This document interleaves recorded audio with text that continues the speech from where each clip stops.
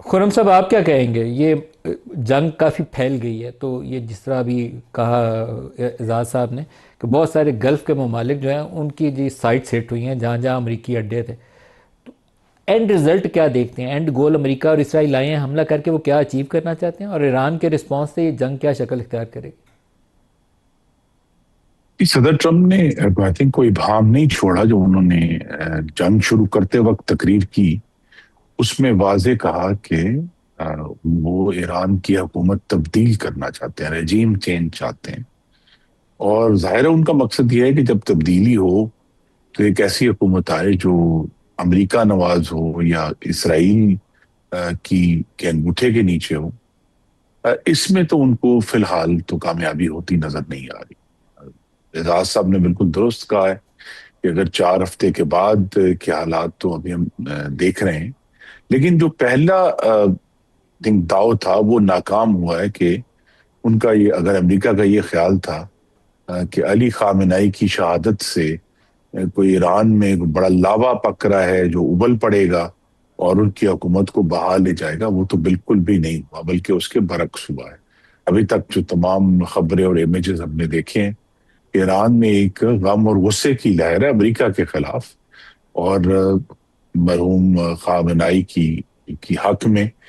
تو وہاں تو جو پہلا ان کا ٹیسٹ ہے، اور آئی تھنک میرے نظر میں تو چاہے آج کر لیں یا 4 ہفتے بعد کر لیں، ٹیسٹ یہی ہوگا کہ کیا امریکہ اور اسرائیل اپنی مرضی کی حکومت لانے میں کامیاب ہوتے ہیں یا نہیں. اسی پر اس جنگ کا دار و مدار ہے، اس کے علاوہ تو نہیں ہے. اور آگے جاتے ہوئے دیکھیے ایران کے پاس ایک ترب کا پتہ ہے، وہ بھی اب سسٹین کرنا، وہ ہے آبنائے ہرمز، جس کے ذریعے وہ پوری دنیا کو افیکٹ کر رہے ہیں. تیل کی قیمت میں اضافہ ہوا ہے. اور دوسرا جو انہوں نے ایک ٹیکٹک کھیلا، اس کے اوپر ابھی تاریخ نے فیصلہ دینا ہے کہ یہ درست تھا کہ غلط تھا، کہ جو انہوں نے خلیجی ممالک پر حملہ کیا ہے.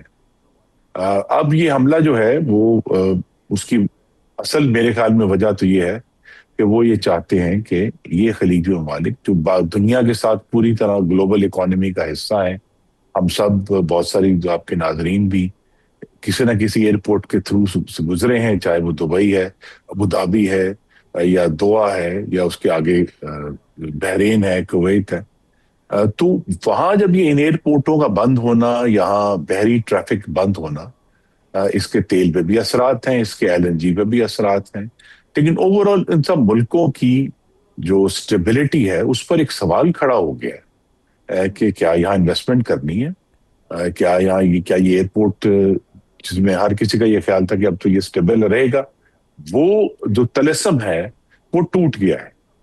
اب ٹھیک ہے اس میں مسلم ممالک ایک دوسرے کے خلاف ہوئے ہیں، لیکن ایشو یہ بھی ہے کہ یہی آئی تھنک جو وقت کی بات ہے، اور درست کہہ رہے ہیں جوہر صاحب کہ اگر جتنا وقت گزرے گا اتنا ایران کے لیے مشکل ہوگا. اسی لیے انہوں نے یہ پتہ کھیلا ہے کہ یہ جو ممالک ہیں ان کے لیے تو ایک ایک گھنٹہ گلوبل اکانومی سے کٹ کے رہنا جو ہے وہ ان کو بہت زیادہ نقصان پہنچاتا ہے. اور یہ جتنے گھنٹے ایئرپورٹ بند رہتا ہے تو ان کو ایشو ہوتا ہے. تو یہ جو ہے ایران کی گیم ہے. میرے خیال میں تو ان کو فی الحال تو کوئی کسی قسم کی رجیم چینج کی پاسبلٹی نہیں ہے.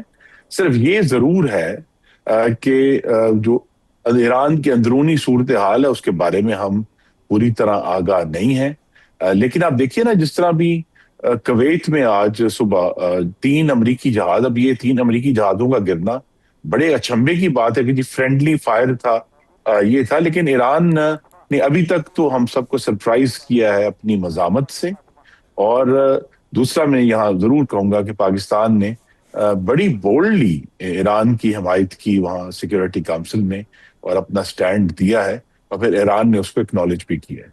خرم صاحب، یہ جو حملہ شروع ہوا اس سے چند روز پہلے ہی مودی صاحب اسرائیل کا وزٹ کر کے پاکستان آئے ہیں، واپس اپنے بھارت پہنچے ہیں، اور پاکستان اور افغانستان کے درمیان اس وقت جنگ جاری ہے. افغانستان کی طرف سے پچھلے 2-3 ماہ کے اندر اس قدر شدت آئی ہے پاکستان کے اندر حملوں کے اندر کہ اس کا اس کے علاوہ چارہ کوئی تھا ہی نہیں کہ آپ اس کا صحیح مناسب طریقے سے جواب دیں تاکہ انہیں سمجھ آئے کہ دوسروں کو تکلیف پہنچا رہے ہیں تو آپ کو بھی تکلیف پہنچے گی تو احساس ہوگا، ویسے احساس نہیں ہوگا. تو ہم ایک ایسے ریجن میں آئے جہاں ایران کے اندر اسرائیل اور امریکہ حملے کر رہے ہیں، افغانستان کے ساتھ ہماری جنگ جاری ہے. ایسٹرن سائڈ کے اوپر انڈیا کا کچھ بھی آپ کہہ ہی نہیں سکتے کہ اس کا ایک ارادہ کیا ہے. روز وہ دھمکی دیتا ہے, ایک بندہ اٹھ کے کہ سندور آپریشن ابھی جاری ہے. تو ہمیں کیا کرنا چاہیے, اپنے آپ کو کیسے پوزیشن کریں؟ جی سندور آپریشن تو جاری ہے ملک صاحب، اور ہم جو افغانستان کی طرف سے دیکھ رہے ہیں وہ آپریشن سندور کا مغربی محاذ ہے، جس پر پاکستان آج بھی جو ہے برسر پیکار ہے، کیونکہ کوئی جو آج کے دہشت گرد ہیں اس سے پہلے کے برعکس کوئی بہانہ نہیں ہے، کوئی پردہ نہیں ہے کہ امریکہ موجود ہے، وہ دوسرا ملک ہے تو لہذا اس کو وہاں سے نکالنے کے لیے ہم لڑائی کر رہے ہیں یا کوئی دینی جہاد کر رہے ہیں۔ تو آج کے دہشت گرد کیا چاہتے ہیں؟ نہ تو کوئی دین ہے، نہ کوئی امریکہ کے خلاف جہاد ہے، کیا ہے؟ وہ واضح ہے کہ وہ پاکستان کو نقصان پہنچانا چاہتے ہیں، اور اس کے لیے جس ایما پر وہ کر رہے ہیں اس میں ہندوستان شامل ہے۔ اس لیے پاکستان نے ایک بڑا اہتمام حجت کیا دوحہ میں، اس کے بعد استنبول میں، یعنی ایک سے زائد دفعہ ہم نے کوشش کی، ہم نے چائنا کے وزیر خارجہ کو بلا کر کوشش کی، ہم نے ماسکو پروسیس کے ذریعے کوشش کی، لیکن جس طرف آپ اشارہ کر رہے ہیں وہ اس سے واضح ہوا کہ جب ماسکو کی میٹنگ ختم ہوئی، اس میں تمام خطے کے ملک موجود تھے، تو افغانی وزیر خارجہ وہاں سے اڑ کر سیدھا نئی دلی گئے اور وہاں انہوں نے کئی دن قیام کیا۔ تو یہ جو ملی بھگت ہے یا گٹھ جوڑ ہے، یہ بڑا واضح ہے ہندوستان اور افغانستان کا۔ اسی طرح اب یعنی میرے جیسے لوگ جو پہلے سمجھتے تھے کہ یہ کوئی سازشی تھیری ہے یہود و ہنود والی، یہ اب بالکل درست ثابت ہو گئی ہے کہ ہندوستان کا اور اسرائیل کا ایک بڑا گہرا الائنس ہے ڈیفنس ٹیکنالوجی میں بھی۔ ہندوستان اس وقت جو ہے وہ مقبوضہ کشمیری میں مکمل طور پہ وہی پالیسی استعمال کر رہا ہے جو اسرائیل نے غزہ میں اور ویسٹ بینک میں کر رہا ہے، فلسطین میں کر رہا ہے۔